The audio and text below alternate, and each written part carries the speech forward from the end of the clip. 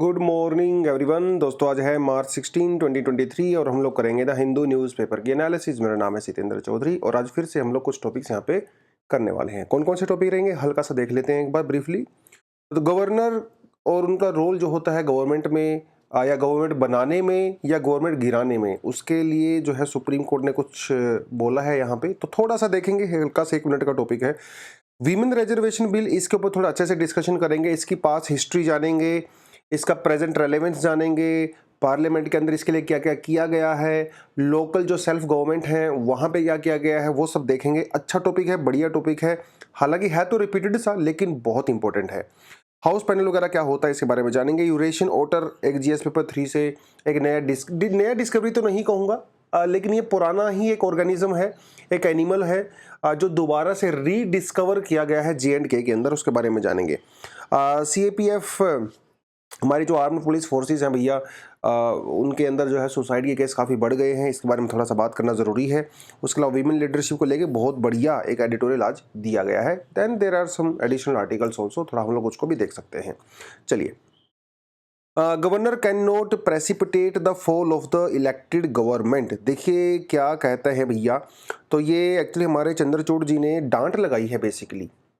ठीक है, महाराष्ट्र की जो प्रेजेंट गवर्नमेंट है उसको तो लगाई है, साथ के साथ गवर्नर को भी लगाई है। मामला क्या है आपको पता है, बहुत पुराना मामला है। शिवसेना और बीजेपी, राइट, इन दोनों ने मिलकर इलेक्शन लड़ा था और जिनकी मेजोरिटी थी ऑफ कोर्स, लेकिन बाद में क्या हुआ, शिवसेना ने कांग्रेस और एनसीपी वगैरह के साथ गठबंधन कर लिया और उन्होंने जो है पावर में आ गए। 3 साल तक वो लगभग पावर में रहे, लेकिन फिर शिवसेना के जो शिंदे जी हैं, इन्होंने अपना, उनको सेपरेट हो गया, स्प्लिट हो गया और इन्होंने अपनी पॉलिटिकल पार्टी सेपरेट बना ली और अभी वो वहाँ पे सीएम है। इस बीच में गवर्नर का क्या रोल आता है? गवर्नर का देखिए, एक गवर्नर के पास डिस्क्रिशनरी पावर होती है। अगर गवर्नर को ऐसा लगता है कि उसके स्टेट में कोई पॉलिटिकल पार्टी अगर मेजोरिटी एंजॉय नहीं करती है, ठीक है, तो वो किसी पॉलिटिकल पार्टीज को या सभी पॉलिटिकल पार्टी को इनवाइट करते हैं कि आप आइए और आप फ्लोर पे जाके अपनी मेजोरिटी को साबित करिए। अगर आप मेजोरिटी साबित करते हो तो आप पावर में बने रह सकते हो, अदरवाइज आपकी पावर गिर जाएगी, मतलब गवर्नमेंट गिर जाती है। ये रोल होता है गवर्नर का। चंद्रचूड़ जी का ये कहना है, सीजेआई जी का ये कहना है कि भाई ये पावर तो है, ठीक आपके पास है, लेकिन जब कोई पॉलिटिकल पार्टी मेजोरिटी एंजॉय कर रही है और अगर कुछ लोगों ने उसके खिलाफ क्वेश्चंस उठाए हैं, तो आप ये नहीं कह सकते कि चलो आप मेजोरिटी साबित करो हर छोटी छोटी बात पे। ये एक बड़ी चीज होती है मेजोरिटी साबित करना, उसमें सरकार गिर सकती है और जो महाराष्ट्र में गिरी भी है। तो सिर्फ शिंदे जी ने और उनके कुछ यार मित्रों ने आरोप लगाया कि हम तो इस पॉलिटिकल पार्टी के साथ नहीं हैं, हम तो बाहर जा रहे हैं, सिर्फ इतने से बेसिस पे आप ये सब नहीं कर सकते।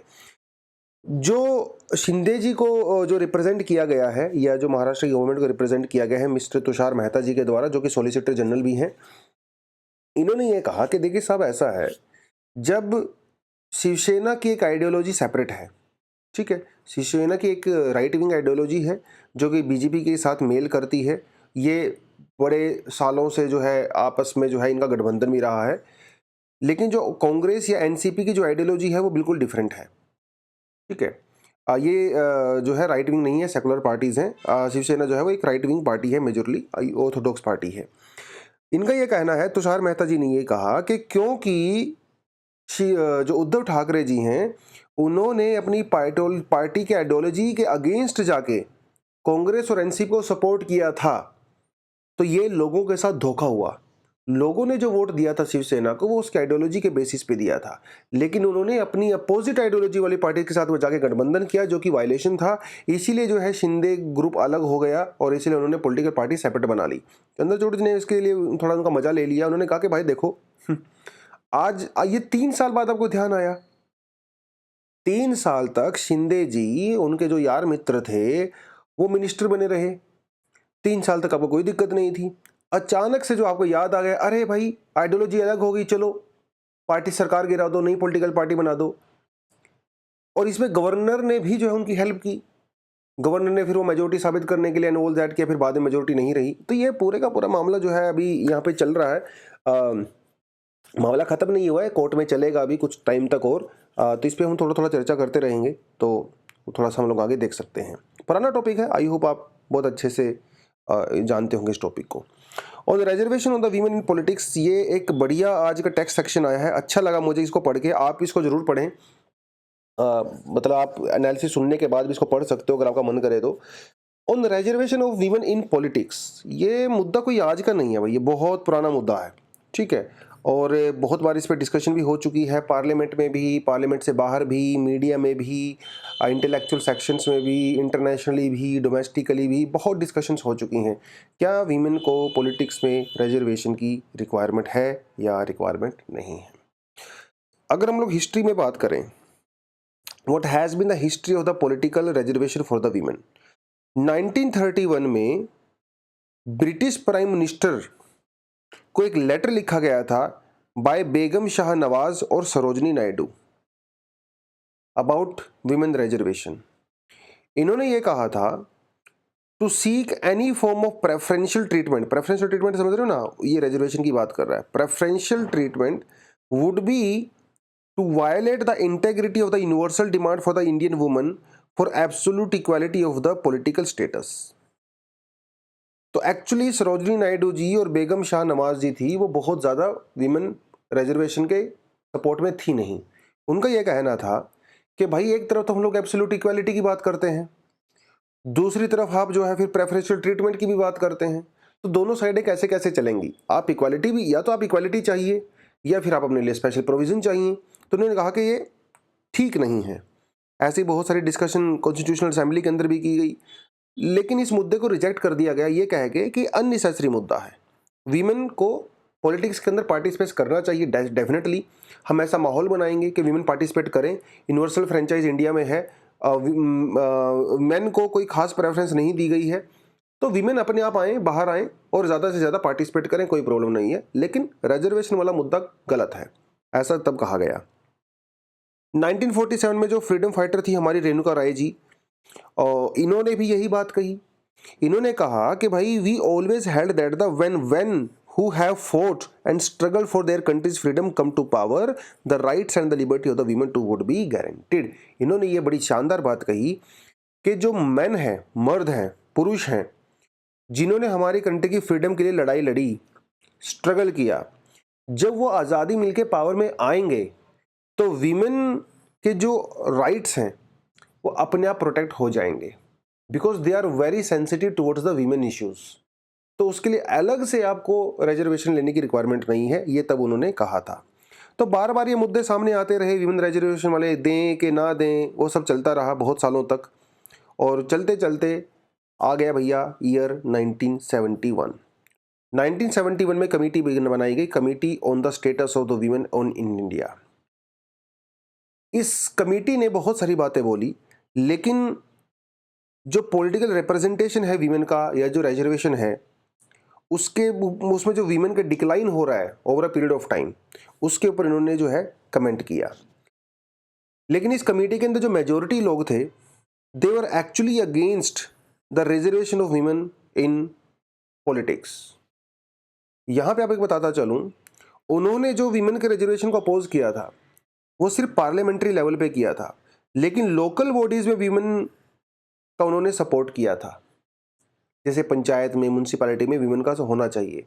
और उसके बाद अगर आप देखेंगे इंडिया में कई सारी स्टेट गवर्नमेंट्स ने लोकल बॉडीज में वीमेन को एक्चुअली में रिजर्वेशन दिया है, ठीक है। कई सारे स्टेट में ऐसा हो चुका है, बिहार में है, राजस्थान में है, महाराष्ट्र में। शुरुआत वहाँ से हुई थी बेसिकली, अभी तो हर जगह है, क्योंकि फिर बाद में हमारा पंचायती राज एक्ट आ गया था ना, वो सब करके 73rd 74th अमेंडमेंट एक्ट वो बाद में आया। उससे पहले भी कई सारे स्टेट ने रिजर्वेशन दे दिया था।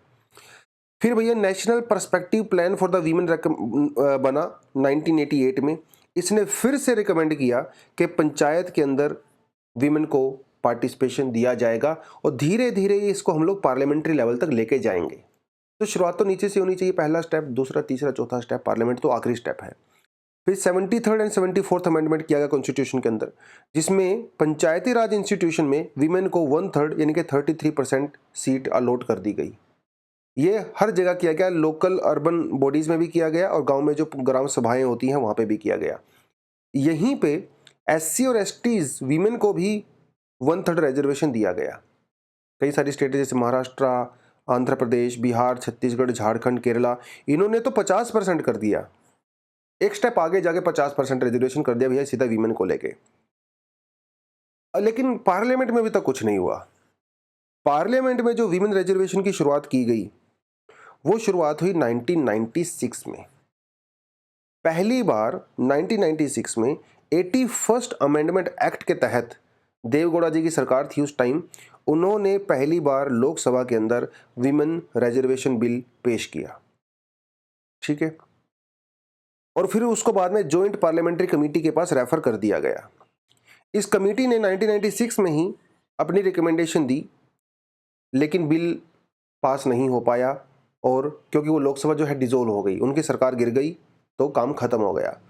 देवगौड़ा जी के बाद सरकार आई 1998 में, अटल बिहारी वाजपेयी जी की एनडीए की सरकार आई, उन्होंने दोबारा से इस बिल को री इंट्रोड्यूस किया, ठीक है, री इंट्रोड्यूस किया। लेकिन कई सारी पॉलिटिकल पार्टी थी जैसे आरजेडी, ठीक है, और भी कई सारी पॉलिटिकल पार्टी थी जिन्होंने उसको पूरी तरह से अपोज किया, और फिर बाद में सरकार फिर से गिर गई और वो बिल फिर से लैप्स हो गया।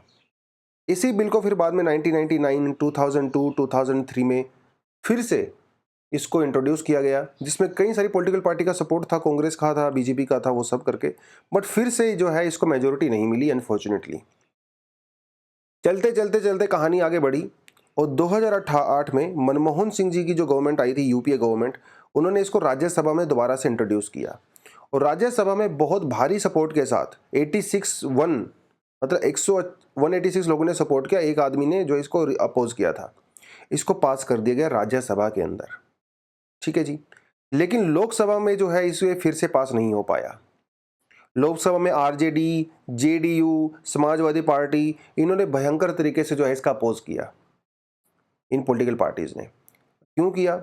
इनका यह कहना था कि सिर्फ विमेन को ही क्यों, 33% जो कोटा है वो बैकवर्ड सेक्शंस को भी दिया जाए, ओबीसीज को भी दिया जाए। तो उस सारे चक्कर में जो है वो मामला फंस गया और वो लोकसभा के अंदर पास नहीं हो पाया, ठीक है। तो ये बनता है पूरी की पूरी कहानी जो आपको पता होनी चाहिए। 2014 में भी और 2019 में भी जो बीजेपी का मैनिफेस्टो था, उन्होंने भी 33% जो है वीमेन रिजर्वेशन की बात यहाँ पे कही है, और वो सारी चीज़ें करके। लेकिन इस बिल के खिलाफ आर्गुमेंट क्या है ना? वीमेन रिजर्वेशन बिल के खिलाफ कुछ तो लोग बोल ही रहे हैं ना भाई, क्या बोल रहे हैं? उनका ये कहना है, मतलब what are the arguments for the bill, मतलब बिल के सपोर्ट में कौन कौन से पॉइंट है, फिर बाद में अपोजिशन वाले भी आएंगे अगले पैराग्राफ में। बिल को सपोर्ट कौन लोग कर रहे हैं? उन कह रहे हैं कि भाई देखो, जो सेक्शन पीछे छूट गया है सोसाइटी में, तो डेफिनेटली उसको मेन स्ट्रीम में लेके आना चाहिए। तो वीमेन वाला जो सेक्शन अभी अंडर रिप्रेजेंटेड है पार्लियामेंट में, तो इनको हेल्प की रिक्वायरमेंट है, इसमें कोई डाउट नहीं है, ठीक है। पहली बात तो ये। दूसरी बात ये कि भाई क्योंकि पार्लियामेंट में वीमेन कम है, इसलिए जो वीमेन ओरिएंटेड इश्यूज होते हैं वो ज़्यादातर जो है इग्नोर कर दिए जाते हैं। इवन जो थोड़ी बहुत वीमेन है पार्लियामेंट में, वो वीमेन इश्यूज को उठाती तो हैं, लेकिन क्योंकि संख्या कम है तो शायद वो उतना सेंसिटिव नहीं हो पाती है पार्लियामेंट उन सारे चीज़ों को लेके, ठीक है। ये बड़ी बात है। दूसरी बड़ी बात ये है, पंचायत की अगर आप बात करें तो बहुत क्लियर आपको एविडेंस नज़र आता है। जिन पंचायत के अंदर वीमेन सरपंच हैं, वीमेन लीडर्स हैं, वहाँ पे अगर आप जाके देखेंगे, क्लियर सर्वे दिखाते हैं कि ज़्यादा अच्छा काम हुआ है बहुत सारे मामले में। जैसे खासकर जो वीमेन सेंसिटिव इश्यूज होते हैं, आप न्यूट्रिशन की बात कर लीजिए, करप्शन वहाँ पे रिड्यूस हुआ है, राइट। ड्रिंकिंग वाटर की समस्या पे ज़्यादा काम किया गया है, लिकर वाली समस्या पे ज़्यादा काम किया गया है, राइट। थोड़े से, क्योंकि वीमेन जो लीडर है वो ज़्यादा सेंसिटिव है इन इश्यूज़ को लेके एज़ कम्पेयर टू मेल, ऐसा बहुत सारे सर्वे में कहा गया है। एस्थर दफलो जी और राघव चट्टोपाध्याय जी ने वेस्ट बंगाल और राजस्थान में इस तरह के बहुत सारे सर्वे किए, स्टडीज़ किए, जिनके अंदर यही पाया गया है। हालांकि सिचुएशन 100% अच्छी नहीं है, क्योंकि आपको पता है कि हमारे यहाँ पे सरपंच पति वाला कॉन्सेप्ट चलता ही है। मोस्टली जो लेडीज़ होती हैं सरपंच या जो लोकल लीडर्स होती हैं, उनके हस्बैंड होते हैं, वही ज़्यादा काम करते हैं। बट उसके बावजूद भी अच्छा काम हुआ है, ठीक है, अच्छा काम हुआ है। जो मतलब अभी भी बहुत सारी प्रॉब्लम्स हैं वीमेन के खिलाफ, हाई तो क्राइम ज़्यादा होता है सोसाइटी में अनफॉर्चुनेटली। वर्कफोर्स में वीमेन का पार्टिसिपेशन कम है, न्यूट्रिशन का जो है कम है, जो सेक्स रेशियो की बात करें तो वो भी काफ़ी स्क्यूड है, राइट। तो इसीलिए जो है we need more women decision makers, ताकि society can be more sensitive and there can be more focus on the women oriented issues. That is the argument in favor of the women reservation bill. But apart from that we have some arguments which are against the bill. तो निवेदिता जी जो है, एक निवेदिता मेनन जी एक professor हैं और एक ये women rights और एक्टिविस्ट भी हैं, ये इस बिल के अगेंस्ट में है. ठीक है, इनका ये कहना है कि भाई ये जो आइडिया है विमेन रिजर्वेशन का, it is against the principle of equality. एक तरफ आप इक्वालिटी की बात करते हो, बराबरी की बात करते हो, लेकिन दूसरी तरफ आप वीमेन को जो है आप रिजर्वेशन की बात करते हो. उन्होंने ये कहा कि अगर वीमेन को हम लोग 33% रिजर्वेशन दे देंगे तो इससे मेरिट कॉम्प्रोमाइज हो जाएगी, क्योंकि वीमेन पॉलिटिकल पार्टी में अपने मेरिट के दम पे नहीं आएंगी, वो सिर्फ इसलिए आएंगी क्योंकि वो वुमन है. तो इससे कॉम्प्रोमाइज होगी क्वालिटी. उन्होंने ये कहा कि इसकी वजह से जो वीमेन का स्टेटस है सोसाइटी में और ज़्यादा लोअर हो सकता है, क्योंकि ये ऐसा समाज में मैसेज आएगा कि अरे यार इनको तो रिजर्वेशन है, वो तो इसलिए पॉलिटिकल पार्टी में, इनके अंदर वो टैलेंट नहीं है ना, इनके अंदर स्किल नहीं है, लीडरशिप क्वालिटी नहीं है.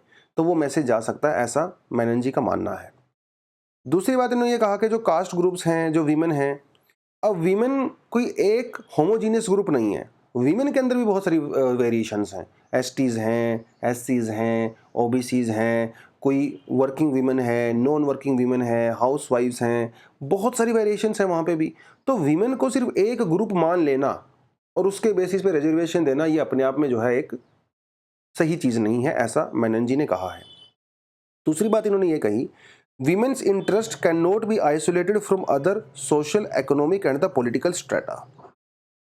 जो सोसाइटी को सारी चीज़ें इंपैक्ट कर रही हैं वो वीमेन को भी कर रही हैं. तो आप ये मत कहिए कि वीमेन को अलग से कुछ हम लोग सपोर्ट करेंगे, सारी सोसाइटी के लिए काम कर रही है, वीमेन उसके अंदर अपने आप इंक्लूड हो जाएंगी.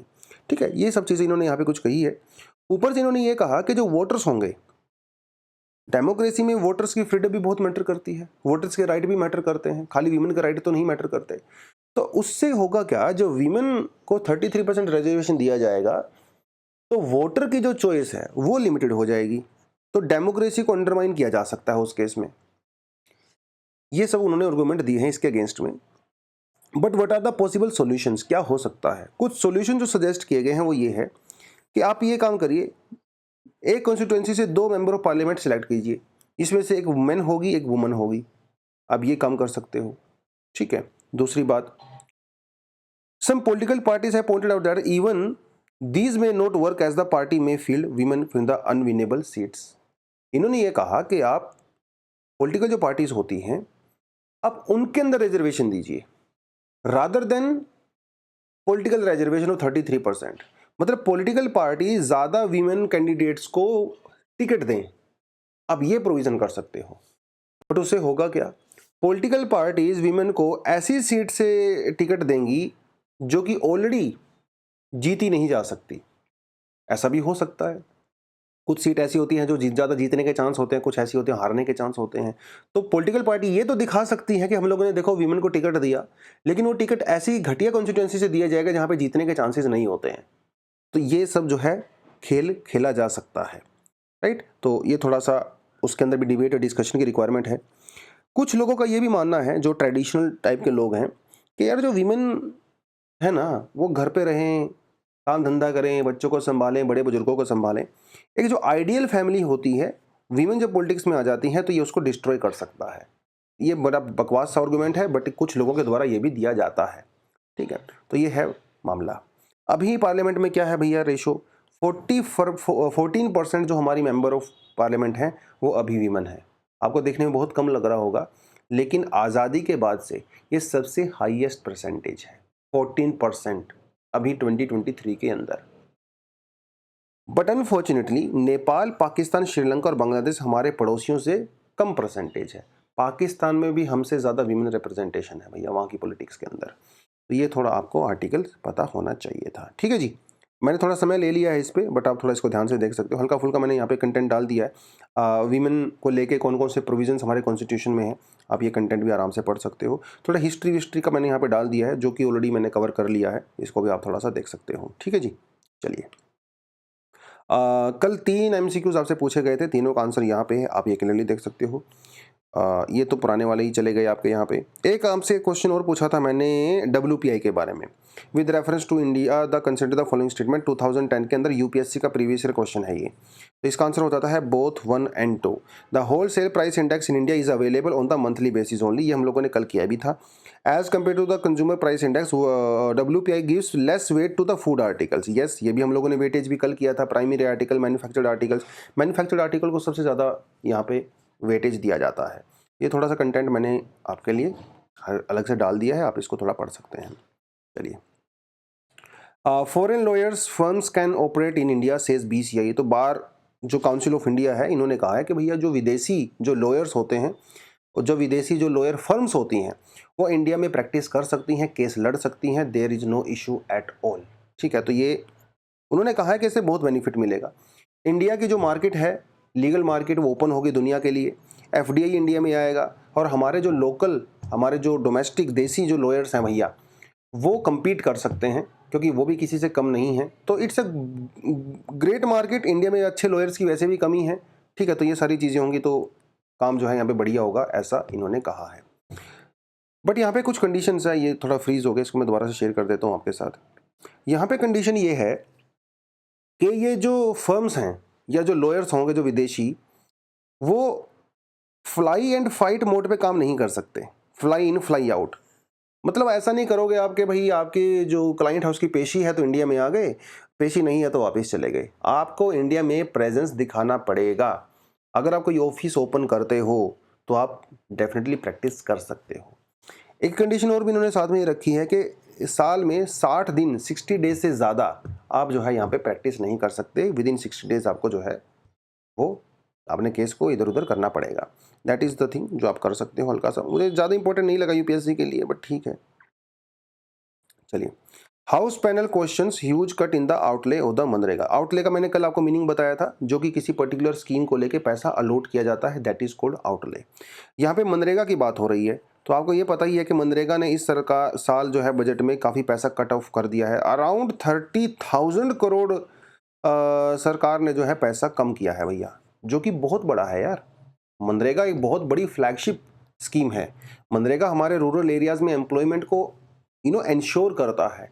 मनरेगा के अंदर वीमेन का पार्टिसिपेशन होता है, वीमेन को रिजर्वेशन दिया जाता है, तो वीमेन एम्पावरमेंट होता है मनरेगा की वजह से। मनरेगा की वजह से जो रूरल एरिया से अर्बन एरिया में जाने वाला माइग्रेशन है वो भी काफ़ी कम हुआ है और बहुत लोगों की पर कैपिटा इनकम बढ़ी है, स्टैंडर्ड ऑफ लिविंग इंक्रीज हुआ है। गाँव में अगर आप जाएँ, मनरेगा बहुत बहुत इंपॉर्टेंट रोल प्ले करता है। तो सरकार ने इसका जो बजट कम किया है 30,000 करोड़ रुपीस, तो क्या भाई सरकार की इंटेंशन क्या है? बहुत सारे लोग सरकार के इंटेंशन पे सवाल उठा रहे हैं। ऑलरेडी ये आरोप लगाए जाते हैं कि सरकार मनरेगा को वीक करने की कोशिश कर रही है। उन्होंने डिजिटल अटेंडेंस शुरू कर दिया, कई बार सैलरी टाइम पे नहीं मिलती है, कई बार तो मिलती ही नहीं है, और इस बार बजट भी कम कर दिया गया। तो सवाल उठाए जा रहे हैं किसके द्वारा? House panel. हाउस पैनल का मतलब है पार्लियामेंट्री स्टैंडिंग कमेटी। ठीक है, मनरेगा पुराना टॉपिक है, 50 बार कर चुके हैं तो बार बार करेंगे नहीं। पार्लियामेंट्री स्टैंडिंग कमेटी भी आपको बता चुका हूं, ये जस्ट रिवीजन के लिए मैंने आपको कंटेंट दिया है। पार्लियामेंट्री स्टैंडिंग कमेटीज क्या होती हैं? देखिए, हमारे पास ना दो तरह की कमेटी होती हैं। एक होती हैं टेम्परेरी कमेटीज, एक होती हैं परमानेंट कमेटीज। टेम्परेरी कमेटी जैसे आपकी एड होक कमेटी होती हैं, टेम्परेरी कमेटी होती हैं। जो स्टैंडिंग कमेटीज होती हैं वो आपकी परमानेंट कमेटीज होती हैं। जो परमानेंट कमेटी होती हैं वो साल भर काम करती हैं, जब पार्लियामेंट सेशन में होता है तब भी, जब पार्लियामेंट में सेशन में नहीं होता है तब भी। ये जो पार्लियामेंट्री कमेटीज होती हैं इसके अंदर हर पॉलिटिकल पार्टी का रिप्रेजेंटेशन होता है। तो इसमें ऐसा कुछ नहीं है भैया सरकार ही सब कुछ काम कर दे, नहीं नहीं। आपकी पॉलिटिकल जो पार्टी जितना रिप्रेजेंट करती है उसके हिसाब से वहाँ पे लोग होते हैं। क्लोज डोर, बंद कमरे में ये सारी मीटिंग्स होती हैं किसी भी मुद्दे को लेके। कोई बिल अगर पेश किया गया है तो वो स्टैंडिंग कमेटी के पास जाता है। स्टैंडिंग कमेटी में जितने भी एक्सपर्ट्स होते हैं, मेंबर ऑफ पार्लियामेंट्स होते हैं, वो सब बैठते हैं, बातचीत करते हैं। उस बिल के हर क्लोज के ऊपर, हर प्रोविज़न के ऊपर डिस्कशन किया जाता है, क्या उसके अंदर ऐड करें, क्या सब्ट्रैक्ट करें, वो सारी बातें वहाँ पे की जाती हैं। और एक क्लोज डोर मीटिंग्स होती हैं, पब्लिक के सामने नहीं आती हैं ये मीटिंग्स वगैरह। और इन मीटिंग्स के अंदर जो मेंबर ऑफ पार्लियामेंट होते हैं उनको अपनी पॉलिटिकल पार्टी के व्हिप के अकॉर्डिंग भी नहीं चलना पड़ता। देखिए, आप जब पार्लियामेंट में आते हो तो आपको चलना पड़ेगा व्हिप के अगेंस्ट में। अगर आप व्हिप के अगेंस्ट व्हिप के साथ चलना पड़ेगा, व्हिप के अगेंस्ट में जाओगे तो आपको निष्कासित किया जा सकता है पार्टी से। बट वहाँ पे कोई दिक्कत नहीं होती है। आप अपने मन से वोट करिए, आपको जो अच्छा लगता है वो बोलिए, अच्छा नहीं लगता मत बोलिए। ये होता है पार्लियामेंट्री कमिटीज़। इस समय इंडिया में 24 पार्लियामेंट्री कमेटी हैं जो कि परमानेंट हैं। 1993 में से पहले देयर वर ओनली 17, उनको बढ़ा के 24 कर दिया गया था। पार्लियामेंट्री कमेटी की जो अथॉरिटी है वो आर्टिकल 105 से और 1118 से आती है, 118 से आती है। ये थोड़ा सा आप यहाँ पे देख सकते हो। थोड़ा एक्स्ट्रा कंटेंट मैंने आपके लिए डाल दिया है। जो एडहॉक कमेटी होती है, एडहॉक का मतलब ही होता है टेम्परेरी बेसिस पे जो है वो काम दिया जाता है। जब वो काम खत्म हो जाता है तो उन जो कमेटीज होती हैं एडहॉक, उनको खत्म कर दिया जाता है। पार्लियामेंट्री कमेटी जो है स्टैंडिंग कमेटी, वो आपकी परमानेंट होती हैं। ठीक है, तो ये कुछ आपको पता होना चाहिए। चलिए बच्चों, ये वाला हम लोगों ने कर लिया था। हाँ, Eurasian otter raises hope for the J and K stream. बहुत पहले की बात है जब ये जो ओटर्स हैं वो रेगुलरली पाए जाते थे जे एंड के में, चेनाब रिवर में और उसके ट्रिब्यूटरीज में। लेकिन पिछले बहुत सालों से भैया देवर नॉट स्पॉटेड, ऐसा माना जाना गया था कि वो ख़त्म हो चुके हैं, एक्सटिंक्ट हो चुके हैं। लेकिन बड़ी खुशी की बात है कि अभी एक रिसेंट स्टडी की गई है कई सारे प्रोफेसर्स के द्वारा, और उन्होंने ये इनको दोबारा से स्पॉट किया है, ओटर्स को। यूरेशियन ओटर इनको कहा जाता है। कहाँ पे किया है ये इंपॉर्टेंट है आपके लिए। चेनाब हमारी जो मेन रिवर है, चेनाब रिवर की एक ट्रिब्यूटरी है जिसका नाम है नीरू। ठीक है, नीरू ना is a tributary of Chenab river, आप ये एक्स्ट्रा ऐड कर सकते हो। कहाँ से ओरिजिनेट होती है? नियर कैलाश लेक, वहाँ से ओरिजिनेट होती है 3900 metre above the mean sea level. ठीक है जी, एक तो आपको नीरू याद रखना है, चेनाब याद रखनी है, और इस अटर का नाम याद रखना है। यूरेशियन अटर इसका नाम है। IUCN की रेड लिस्ट में ये नियर थ्रेटेंड में है। ठीक है जी, तो ऐसा नहीं है कि वो क्रिटिकल एंडेंजर्ड है, ऐसा कुछ नहीं है, बट इंपॉर्टेंट है क्योंकि ये फ्लैगशिप स्पीसीज है। फ्लैगशिप स्पीसी का मतलब दोस्तों ये होता है कि जो ऐसे स्पीसीज होते हैं जो किसी पर्टिकुलर इकोसिस्टम की हेल्थ को इंडिकेट करते हैं, उसे फ्लैगशिप स्पीसीज कहते हैं। और ये दिखाता है, अगर वहाँ पे ऑर्डर मिला है कि भैया जो नीरू रिवर है ये अभी भी साफ सुथरी है, इसके अंदर पोल्यूशन नहीं है। That is the meaning of this flagship species. अभी भी हमारे पास कई सारे फ्लैग स्पीसी जैसे Indian tiger, elephant, African elephant, Chinese giant panda, ठीक है, गोरिल्ला, साउथ ईस्ट एशियन और ओरेंगुटन, लेदरबैक सी टर्टल्स वगैरह, ये सब आपके फ्लैगशिप स्पीसीज रहते हैं। अगर कहीं पे ये थ्राइव कर रहे हैं तो मतलब वहाँ पे इकोसिस्टम बढ़िया है। 436 CAPF personal and life in the 3 years task force form. भैया बड़ा अनफॉर्चुनेट सा है, और अभी राज्यसभा के अंदर होम मिनिस्ट्री ने भी ये सारी इन्फॉर्मेशन दी है कि इस तरह के अनफॉर्चुनेट इंसिडेंट हो रहे हैं इंडिया में। CAPF तो छोड़िए, आर्मी के अंदर बहुत सारे सुसाइड्स होते हैं। CAPF के जवान की डेथ के जो सबसे मेन कोज हैं, एक है हार्ट अटैक और एक है सुसाइड। नक्सलाइट अटैक में इतने पर्सनल नहीं मारे जाते जितने की हार्ट अटैक और सुसाइड से होते हैं, ये उन्होंने कहा है। CAPF की जब हम लोग बात करते हैं तो इसके अंदर सब कुछ आ गया। आपका CRPI, border security force, CISF, हमारा जो ITBP है, SSB है, national security guard, NSG, Assam rifle, वो सब जो है आपका सेंट्रल आर्म पुलिस फोर्सेस के अंदर में आते हैं। प्रॉब्लम क्या है, क्यों होता है? वही लोनलीनेस की प्रॉब्लम है। ठीक है, आप घर से दूर रहते हो, कई बार आप जब ऑपरेशन करते हो कहीं जंगल में या कहीं पे जाके, तो पोस्ट ड्रामेटिक जो शोक लगता है, वो कुछ रीजंस हो सकते हैं। डिप्रेशंस की यहाँ पे बड़ी समस्याएं हैं, कई बार फैमिली इश्यूज भी हो सकते हैं। तो there can be lot of issues जो जिसकी वजह से सुसाइड्स वगैरह वहाँ पे हो रहे हैं अनफॉर्चुनेटली। सोल्यूशन की बात करें तो सरकार ने अभी क्या जवाब दिया है राज्यसभा में सोल्यूशन को लेके। उन्होंने कहा, देखिए हम लोगों ने कई सारी चीज़ें अपनाई हैं। जो ग्रांट ऑफ रिस्क अलाउंस, मतलब अगर आपकी पोस्टिंग ऐसी जगह पे होती है जैसे कोई नक्सलाइट एरिया में ही हो गई, तो आपको ज़्यादा अलाउंस दिए जाते हैं, राइट। हाउस रेंट अलाउंस आपको दिया जाता है। जो गवर्नमेंट अकोमोडेशन की जो फैसिलिटी है वो आपको दी जाती है, ठीक है, जहाँ पे आपकी पोस्टिंग होती है। उसके अलावा बहुत सारी चीज़ों के लिए आपको जो है लोन दिया जाता है, इंश्योरेंस की फैसिलिटी आपको दी जाती है, ठीक है, प्रॉपर अकोमोडेशन दी जाती है, प्रॉपर मेडिकल फैसिलिटीज़ दी जाती हैं। अगर आप इंजर्ड हो जाते हो तो टाइम से जो है आपको इवैक्यूएट किया जाता है।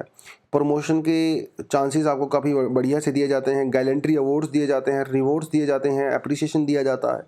ये सब चीज़ें उनको दी जाती हैं, लेकिन इस पर ग्राउंड पे कोई ख़ास फ़र्क नज़र नहीं आ रहा है। अगर ग्राउंड पे फ़र्क होता तो भाई सुसाइड नहीं होते, ऑब्वियस सी बात है। तो कुछ और एक्स्ट्रा करने की डेफिनेटली यहाँ पे रिक्वायरमेंट है। जो कि हम लोग सरकार से उम्मीद भी करते हैं और सरकार को ऐसा करना भी चाहिए, है ना।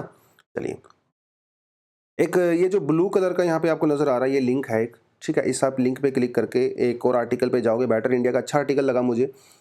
थोड़ा सा आप उस इशू के बारे में डेफिनेटली पढ़ सकते हो। 2 मिनट लगेगा आपको पढ़ने में, but yes you need to read that. चलिए बढ़ते हैं एडिटोरियल पे। एडिटोरियल कहाँ है भैया? ऊपर है ना, ये रहा। A sustainable model for the women leadership, उसके बारे में आर्टिकल है। आर्टिकल ये कहता है कि दुनिया भर में अगर आप देखें, world today the world is a home to a transformative generation of the 900 million adolescent girls and the young women poised to shape the future of the world and the growth. 90 crore adolescent मतलब समझ रहे हो, तो teen age में होते हैं, ऐसी women हैं जो कि फ्यूचर में एंट्री करने वाली हैं and they are going to decide the future of the world. और यहाँ पे इंडिया का भी तो बहुत बड़ा रोल है ना। India is a young country, there are lot of young adolescent women जो अभी स्कूल में हैं। अगर ये फ्यूचर में आगे इनको अपॉर्चुनिटी मिलेंगी, इनको रिसोर्सेज मिलेंगी, तो भाई बहुत कुछ कर सकती हैं। Large segment of women leaders, entrepreneurs, change makers, innovators, वो सामने आ सकती हैं अगर आप इनको प्रॉपर तरीके से सपोर्ट करते हो तो। अभी बहुत सारे सोशो इकोनॉमिक बैरियर्स हैं जिसकी वजह से जो वीमेन है वो सामने नहीं आ पाती हैं। तो हमें क्या चाहिए, उनको ऐसा एजुकेशन सिस्टम डेवलप करें जिसके अंदर नया स्किल दिया जाए, क्रिटिकल थिंकिंग डेवलप की जाए और लीडरशिप क्वालिटीज़ जो हैं वो डेवलप की जाएं, ऐसा इन्होंने कहा है। सरकार ने ऐसे बहुत सारे स्टेप लिए भी हैं कि सस्टेनेबल डेवलपमेंट गोल जो है उसको अचीव किया जा सके, जो जेंडर डिविडेंड है उसका फ़ायदा उठा सके। खासकर जो आईसीटी की हम लोग बात करते हैं, information communication technology, body autonomy की बात करते हैं, सेफ्टी की बात करते हैं, घर के अंदर जो शेयर्ड रिस्पॉन्सिबिलिटी होती है उसकी बात करते हैं, equal participation in the decision making space. ये कुछ ऐसे एरियाज़ हैं जहाँ पे we need to have more women participation, जो कि एक्चुअली में होना चाहिए। उन्होंने कहा कि एडटेक भी एक बहुत बड़ा ऐसा, मतलब एक ऐसा एरिया हो सकता है जहाँ पे विमेन लीड कर सकती हैं। एडटेक मतलब समझते हो ना, एडटेक मतलब एजुकेशन प्लस टेक्नोलॉजी। जैसे हम लोग यूट्यूब पे क्लास कर रहे हैं, ये भी एक एडटेक का ही पार्ट है, ठीक है। मैं थोड़ा सा इसको शेयर कर देता हूँ दोबारा से। थोड़ा कई बार हैंग हो जाता है सुबह सुबह, मेरा लैपटॉप बेचारा रात भर सोया रहता है, सुबह सुबह हैंग हो जाता है। तो ये कुछ एरियाज इन्होंने आइडेंटिफाई किए हैं, आईसीटी, एडटेक, है ना। जो हम लोग आजकल ऑनलाइन क्लासेस करते हैं ना, वो सब एडटेक के अंदर ही आती हैं।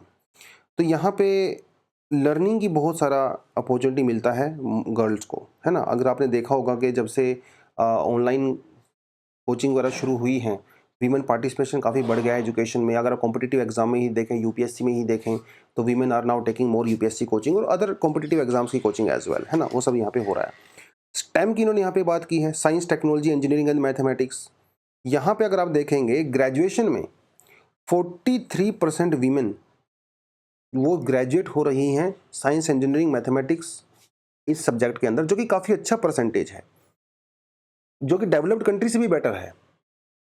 लेकिन अभी भी जब स्टेम के अंदर लीडरशिप की बात आती है तो वीमेन का पार्टिसिपेशन आज भी वहाँ पे बहुत कम है, क्योंकि यूजुअली साइंस, मैथमेटिक्स वगैरह को जो है मैस्कुलाइन डोमेन माना जाता है और वीमेन को वहाँ पे बहुत ज़्यादा वेलकम नहीं किया जाता, अनफॉर्चुनेटली, ठीक है।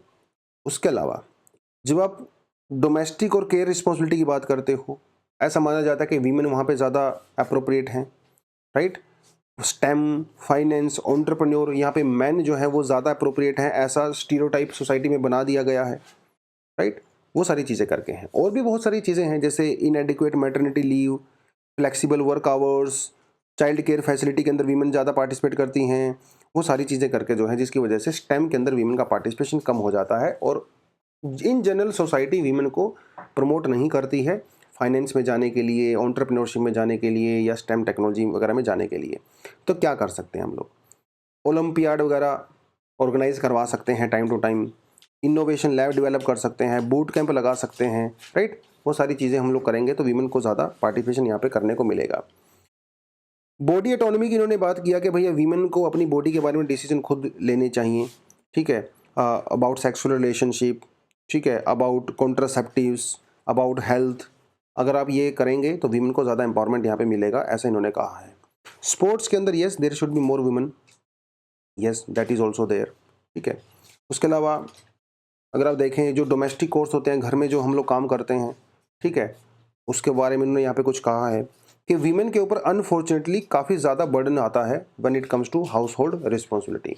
कोविड-19 के बाद आपने ये बहुत कुछ देखा होगा। कोविड-19 में बहुत सारे लोगों की जॉब्स चली गई और वीमेन की काफ़ी ज़्यादा जॉब गई and women shifted to household activities after Covid. तो जो अनपेड लेबर होती है, तो यहाँ पे वीमेन के कंट्रीब्यूशन को रिकॉग्नाइज नहीं किया जाता। तो we need to recognise women participation, we need to reduce and redistribute unpaid care and the domestic work. थोड़ा हस्बैंड करें, थोड़ा वाइफ करें, मिलजुल के जो है वो यहाँ पे हो सकता है। तो ये कुछ चीज़ें जो है इन्होंने यहाँ पे बताई हैं। उसके अलावा वही है, एम्प्लॉयबिलिटी को बढ़ाना है, लीडरशिप में, स्पोर्ट्स में बढ़ाना है, डिजिटल इनोवेशंस के अंदर वीमेन को पार्टिसिपेशन बढ़ाना है, बॉडी ऑटोनॉमी, अपने डिसीजन खुद ले सकें, वो इस तरह की चीज़ें जो है यहाँ पे करनी है।